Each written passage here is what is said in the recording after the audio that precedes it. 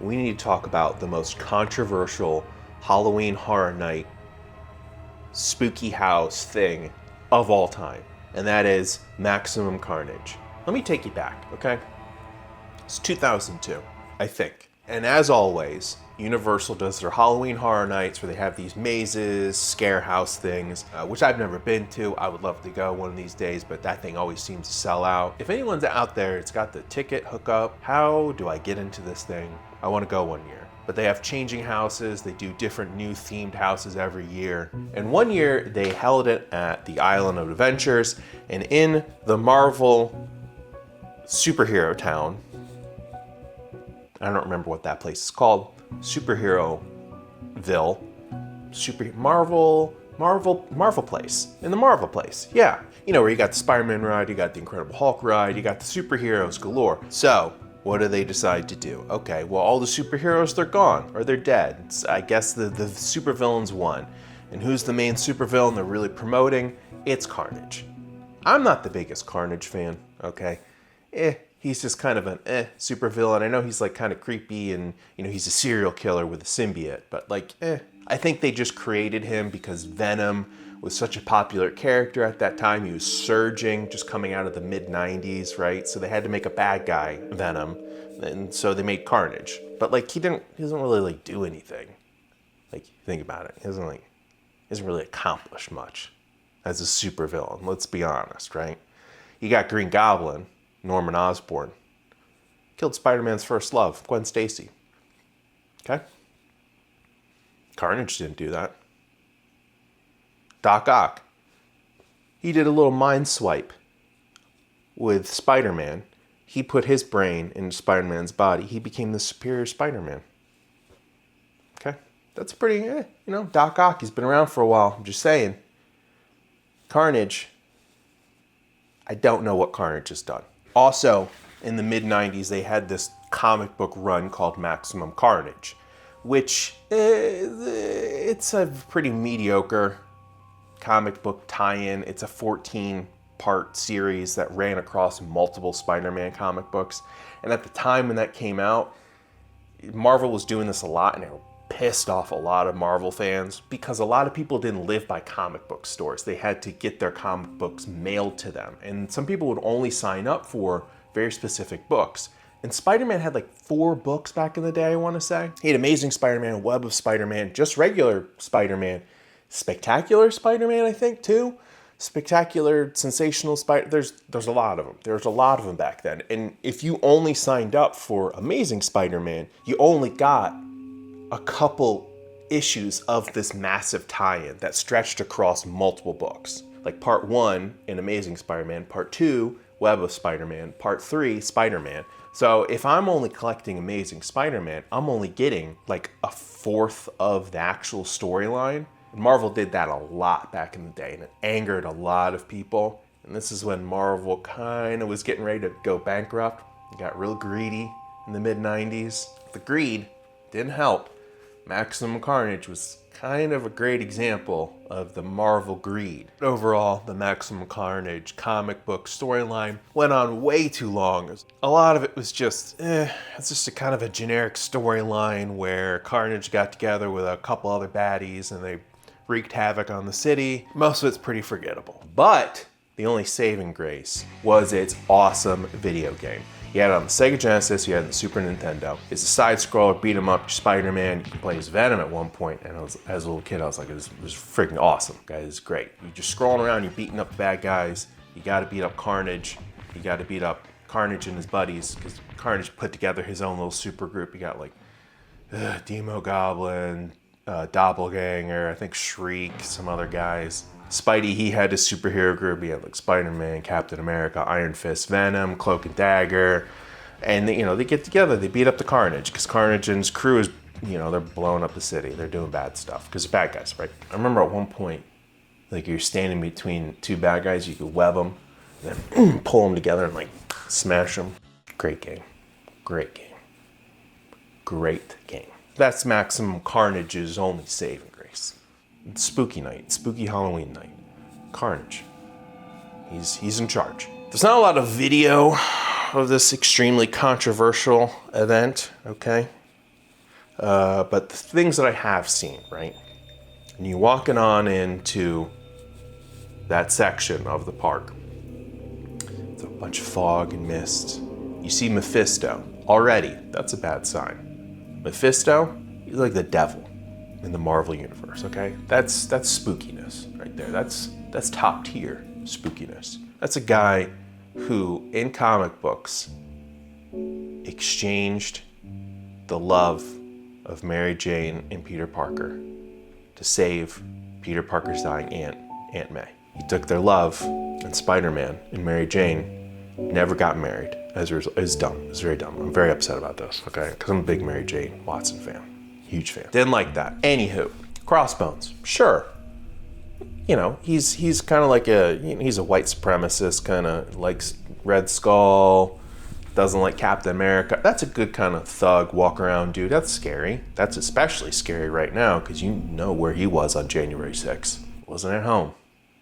Just saying. And it's really cool. I found this like stockpile of old cast members who worked in this Halloween event, posting like behind the scenes stuff of them dressed up. And there's some, generic guys. There's some, they got some things on their faces. They're kind of, creepy looking. Carnage actually looks pretty cool. I'm not going to insult Carnage here. I'm not going to fully insult Carnage here. Just a little insult. But his costume looks kind of cool. They had him up on this like little stage thing, like he's looking out over like, ha ha ha, look at all these wrecked stuff that I wrecked. He's got the big claws, he's got a cool mask, and he gives them like little tendrils all like hanging down. It's a string, but it looks cool. Suit looks all like the Carnage stuff, it's black and the red. I like it, I'm digging it. Okay, I really like that costume. And then there's some other, some stuff, you're walking around, you're doing the stuff, and this is where the controversy begins. This is the bad part. This is the scary part. Warning, creepy, scare stuff ahead. All right, you get into the creepy scare maze house, the haunted house. There's a really cool digital Carnage. He's like outside, like doing this and stuff on the screen. Really cool, I like that. In the house, there is a decapitated Spider-Man. There's a decapitated Captain America. He got his head chopped off by his shield. Cool way to die. And then there is, I think, a Wolverine missing some arms and limbs. Don't know how that happens. He's got adamantium laced onto his skeleton. It's a hard thing to cut. Maybe they used the Captain America shield to chop off those limbs. I don't know. I wasn't there. And to top it off, right? I guess Punisher went a little crazy, and he is now a villain, and he's got a big old flamethrower, and he's trying to burn everybody. Now, I've watched a couple videos saying that apparently Zorn is in the house, the haunted house, but that doesn't make any sense because, okay, I don't know everything about Zorn, but Zorn is a Chinese mutant who was imprisoned by Chinese government. He's got the power of a giant star in his head. He's got like a helmet, and in it, it's like head. Okay, turns out that was actually Magneto in disguise. Magneto was thought to be dead after Genosha. Turns out he's alive. He was pretending to be Zorn, and then he went kind of crazy, and he like wrecked Manhattan and killed Jean Grey, an evil Zorn, giving her because then there was an actual real. There's two Zorns. There's a Zorn who's a good guy. And then he's got an evil brother Zorn who was something with Grant Morrison left. He was writing the book and he left on a bad note. Anywho, they say Zorn's in the house. I don't know about that.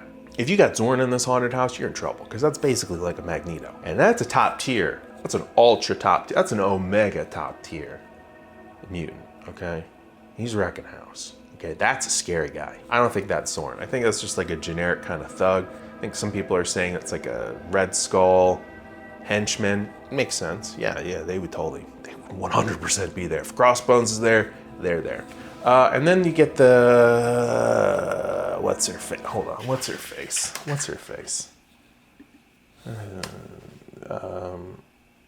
It's not Shriek. It's not Shrill. Yeah, Scream. I think she's also in the Spider-Man ride. That makes a lot of sense. Okay, she's there. Yeah, get it. She's Girl Carnage. She looks cool. I like that costume. Bring that costume back. That's cool. Bring back the Carnage and the Scream. You know, just have them pop up, you know? It doesn't have to be anything too elaborate. Hey, look, they're in the background. I don't know if they've ever come back. They should come back. I may be lying about that part with the decapitated superheroes. Apparently that's a rumor. That's not true, but it's a rumor that I'm just going to keep promoting because I think it's kind of awesome. Anyway, Marvel found out about this. They were not too pleased that, you know, their heroes were shown in a poor light. So they're like, no, Universal, no. You're not doing that anymore. So that's why Maximum Carnage, a Halloween Horror Night, is the most controversial Halloween Horror Night of all time. Based after a lame comic book run, also based after a very cool video game, based after a kind of a lame villain. Sorry Carnage fans, he's kind of lame. Back in the day, you could just beat him by like clapping really loud or like lighting a newspaper on fire and like flashing it in his face because the symbiotes couldn't take sound or fire. So I'm like, kind of weak. I know they're like a little bit stronger now today. But like, Carnage, meh, whatever. Anywho, top 10 superheroes, go. Number 1, Spider-Man, Peter Parker. Number 2, Captain America, Steve Rogers. Number 3, Daredevil, Matt Murdock. Number 4, Thor Odinson. Number 5, Ben Grimm, The Thing. Number 6, Sue Storm, Invisible Woman. Number 7, Namor, Submariner. Number 8, Black Panther, T'Challa. Number 9, Thanos. I know this is like Marvel superheroes, but I just like Thanos. Okay, top 10 favorite Marvel characters. Number 9, Thanos. Number 10, Mary Jane Watson. Honorable mentions, Sam Wilson, Captain America / Falcon, Bucky Barnes, Winter Soldier, and also Ant-Man, of all the Ant-Man. Hank Pym, Scott Lang. I think that about covers it. I'm gonna throw Wolverine and Nightcrawler too. I like them too. And Magneto. That about does it. Most controversial Halloween Horror Night of all time. Carnage. Maximum Carnage. They had decapitated Spider-Man and Captain America in there. My top 2 favorite superheroes. And Wolverine, honorable mention. It's pretty creepy. Pretty scary. Carnage sucks though.